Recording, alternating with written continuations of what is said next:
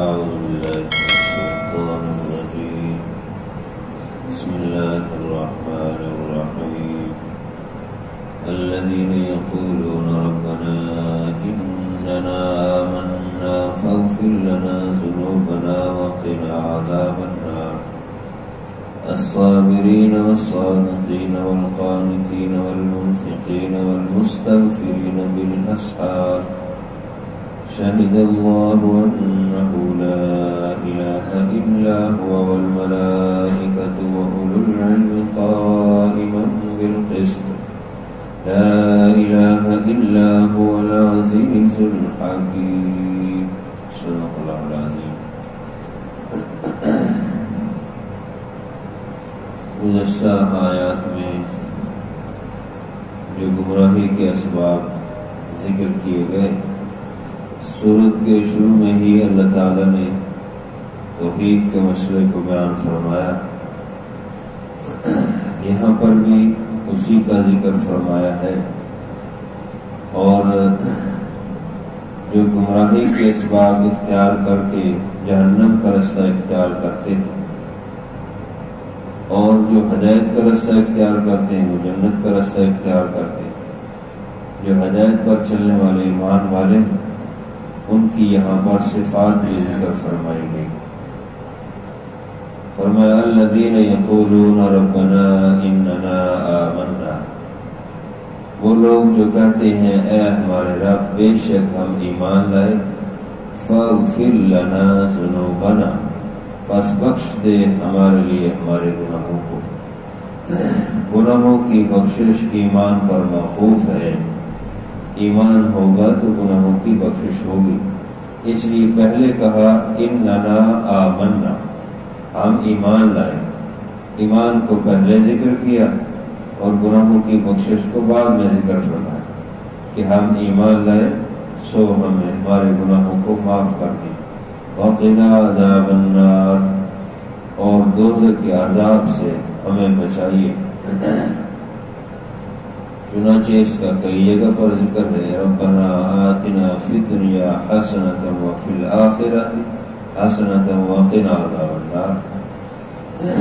جہنم کے عذاب سے، یعنی یہ انسان جہنم سے پناہ مانگتا رہے کہ اے اللہ میں اس قابل یا اس سکت میں نہیں کہ تیرے عذاب کو برداشت کر سکوں، اس لیے ہمیں معاف فرما دے.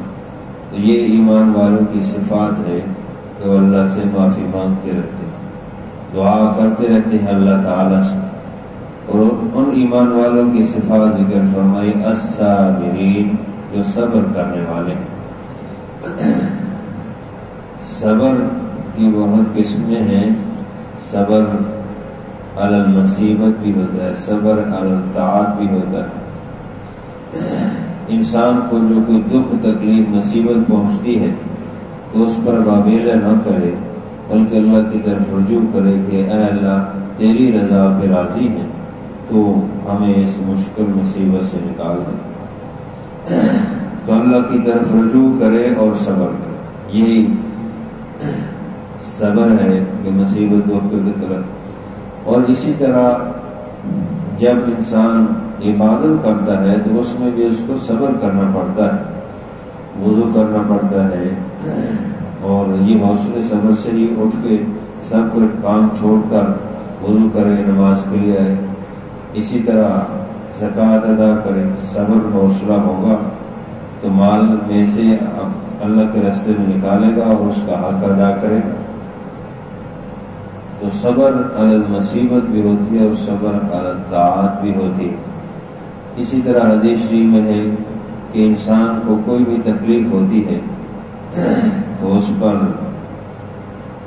وہ صبر کرتا ہے تو وہ صابرین میں شمار ہوتا ہے، اور اس سے گناہ بھی معاف ہوتے ہیں. اور بعض اوقات اگر گناہ نہ ہو تو درجات بلند ہوتے ہیں. جیسے حتیٰ کہ یہ بھی لکھا ہے مفسرین نے کہ اگر اس نے اس کی جو 2 جیبیں ہیں لباس کی، اور اس نے کوئی چیز رکھی ہے جیب میں اور جیب میں ہاتھ ڈالا تو وہ چیز مل نہیں رہی، ایک جیب سے نکال کے پھر دوسری جیب میں ڈالا تو اس پر بھی اس کو اجر ملتا ہے، اس پر بھی اس کے گناہ معاف ہوتے ہیں۔ تو اس لیے فرمایا صبر، اور صبر کا حکم بہت زیادہ دیا گیا ہے۔ ملت ابراہیمی کا اصول بھی صبر ہے، دین اسلام کا بھی اہم اصول صبر ہے، اور صبر کے بارے میں فرمایا ان اللہ مع الصابرین، صبر کرنے والوں کے ساتھ اللہ ہوتا ہے۔ یوفی الصابرون اجرہم بغیر حساب، صبر کرنے والوں کو پورا اجر دیا جائے گا بغیر حساب کتاب کے۔ واستعینوا بالصبر والصلاۃ، مدد طلب کرو صبر اور نماز کے ساتھ، تو جا بجا صبر کا ذکر ہے۔ یہ ایمان والوں کی صفت ہے کہ وہ صبر کرتے ہیں۔ والصادقین، اور وہ سچ بولنے والے ہیں، سچے ہیں، اور اللہ تعالیٰ کا حکم بھی ہے کونوا مع الصادقین، سچ بولنے والوں کے ساتھ ہو جاؤ، سچوں کے ساتھ ہو جاؤ، سچوں کا ساتھ دو اور خود بھی سچ بولو، یہ حکم ہے۔ والقانتین، اور ان کی تیسری صفت یہ ہے کہ وہ فرما برداری کرتے ہیں۔ قانتین قنوت سے ہے، قنوت کا معنی اطاعت کرنا، فرما برداری کرنا، تو وہ اللہ تعالیٰ کی عبادت اور فرما برداری کرتے ہیں۔ نافرمانی تو سوچ بھی نہیں سکتے کہ ان سے کوئی نافرمانی ہو جائے۔ والمنفقین، اور چوتھی صفت یہ ہے کہ وہ اللہ کی راہ میں خرچ کرتے ہیں، خرچ کرنے والے ہیں، جو کچھ اللہ تعالیٰ نے دیا ہے اس میں سے خرچ کریں۔ اللہ تعالیٰ فرماتے ہیں جو کچھ تمہارے پاس ہے وہ تمہارا نہیں، ہمارا دیا ہوا، اسی میں سے جو ہم نے دیا ہے تمہیں اس میں سے اللہ کے راہ میں خرچ کرو۔ ان صفات کے مفہوم وسیع ہے۔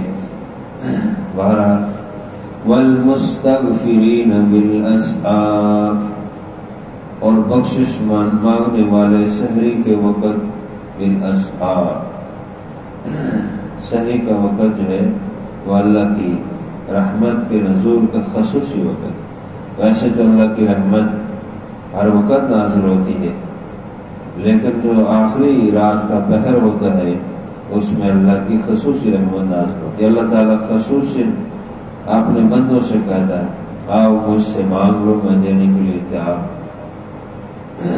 مجھ سے بخشش مانگو میں تمہیں بخش دوں گا، مجھ سے رزق مانگو میں تمہیں دوں گا۔ تو اللہ تعالیٰ جو بندوں کی طرف متوجہ ہوتا ہے۔ حضرت علی رضی اللہ تعالیٰ عنہ اور حضرت عبداللہ بن مسعود رضی اللہ تعالیٰ عنہ اور دیگر صحابہ راتوں کو عبادت کرتے تھے، اور جب سحری کا وقت ہوتا تھا تو پوچھتے تھے کہ سحری کا وقت شروع ہو گیا، یعنی رات کا آخری پر، تو پھر دعا مانگنا شروع کر دیتے کہ اس وقت میں دعا قبول ہوتی ہے، جو سحری کا وقت۔ یہ ایمان والوں کی صفات ذکر فرمائی تاکہ ایمان والے ان صفات سے مزین ہو جائیں۔ شہد اللہ انہ لا الہ الا ہو، گواہی دیتا ہے اللہ تعالیٰ کہ بے شک وہ اللہ تعالیٰ لا الہ الا ہو، کوئی معبود نہیں اس کے سوا، وہی معبود برحق ہے۔ ان الفاظ کو اللہ تعالیٰ نے یعنی توحید کو، لا الہ الا اللہ کو 2 دفعہ اس آیت میں ذکر فرمایا۔ توحید کے مسئلے کی اہمیت بیان فرمائی کہ اللہ تعالیٰ گواہی دیتا ہے کہ بے شک کوئی معبود نہیں مگر وہی اللہ۔ والملائکۃ، اور فرشتے بھی گواہی دیتے ہیں کہ معبود برحق صرف اللہ ہے۔ وَأُولُو الْعِلْمِ قَائِمًا بِالْقِسْطِ، وَأُولُو الْعِلْمِ، اور علم والے بھی گواہی دیتے ہیں کہ اللہ وحدہ لا شریک ہے، وہی معبود برحق ہے۔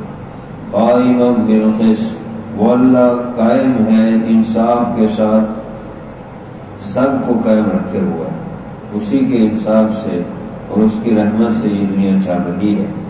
وہ قائم بھی ہے، سب کو قائم رکھنے والا بھی ہے، القیوم ذات ہے۔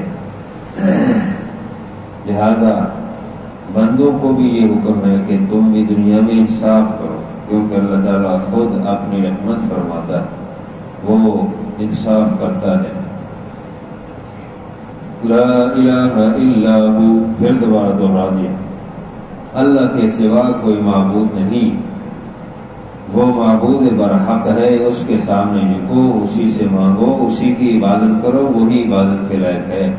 معبود برحق ہے تو پھر عبادت کا حق بھی اس کو ہے، پھر کسی کی عبادت نہ کیجیے، کسی کے سامنے جھکا نہ جائے، جو صفات اللہ تعالیٰ کی ہیں وہ کسی اور میں نہ ڈھونڈی جائے۔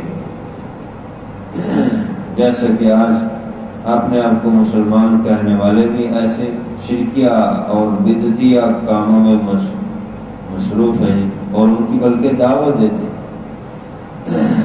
بعض درباروں کے اندر یہ بنا رکھا ہے کہ یہ بہشتی دروازہ ہے، پتہ نہیں ان بزرگوں نے کس استعارے سے کوئی بات کی اور انہوں نے اس کا مفہوم غلط لے کر جو ہے، مقصد تو رسول اللہ صلی اللہ علیہ وسلم کی اطاعت اور فرما برداری اور اللہ کے حکموں کو ماننا ہے۔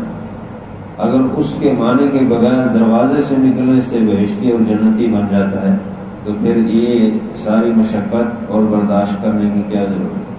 اس لیے یہ صرف اپنا انہوں نے ایک لوٹنے کا طریقہ بنایا ہوا کہ لوگ یہاں آئیں کسی نہ کسی بہانے، کسی نے کوئی بیری کا درخت بنا لیا ہے کہ اس کے نیچے چادریں بچھا کے بیٹھ جاؤ اور اگر پیر گرے گا تو بیٹا ہوگا۔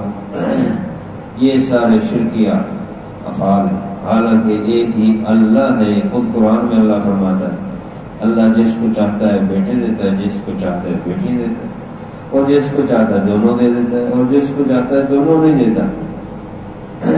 تو اس طرح ان شرکی افعال سے بچنا چاہیے۔ اس لیے اللہ تعالیٰ نے فرمایا کہ اللہ کے سوا کوئی معبود نہیں۔ العزیز الحکیم، جو غالب ہے اور حکمت والا ہے، لہذا اس کے کاموں میں حکمت ہے، وہ تمہیں سمجھ آئے نہ آئے لیکن تم نے ماننا ہے، ایمان لانا ہے اور اس پر عمل کرنا ہے۔ اللہ تعالیٰ کی توفیق دیتا ہے۔ الحمدللہ رب العالمین، والعاقبۃ للمتقین، والصلاۃ والسلام علی سید الرسل وخاتم الانبیاء والمرسلین۔ ربنا آتنا فی الدنیا حسنۃ وفی الآخرۃ حسنۃ وقنا عذاب النار۔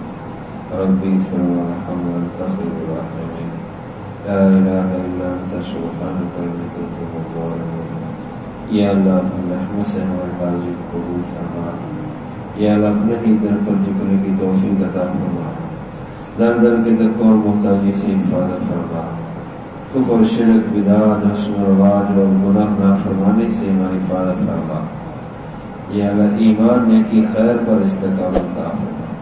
وصلی اللہ تعالی علی خیر خلقہ سیدنا و مولانا محمد وعلی آلہ و اصحابہ اجمعین۔